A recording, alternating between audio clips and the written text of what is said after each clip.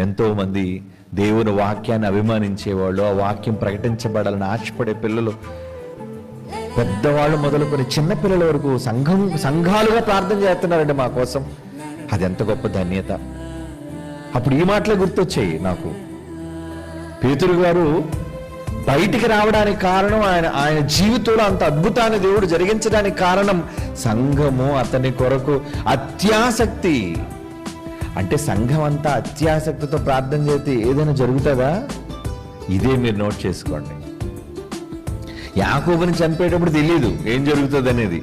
యాకోబుని చంపగానే సంఘం అంతా అలర్ట్ అయిపోయింది. అమ్మో, ఇంకా అపోస్తుల్ని అందరినీ, మా నాయకులందరినీ చంపేటట్టున్నారు అని అలర్ట్ అయిపోయింది. కనుక జరగబోయే ప్రమాదం కోసం దేవుడు కాపాడాలి అంటే సంఘం ఏం చేయాలి చెప్పండి? అత్యాసక్తి కావాలి. చాలా మంది ఈరోజు బైబిల్ ఉపనిషత్తులు కూడా బైబిల్కే ప్రాధాన్యత ఇస్తున్నారు కానీ ప్రార్థనలకు విలువ ఇవ్వట్లేదు. ఆ ప్రార్థనే ఉందండి, పర్వాలేదండి, ప్రార్థన చేయకపోయినా పర్లేదు, జ్ఞానం ఎక్కువై. ప్రార్థన కూడా చాలా అవసరం.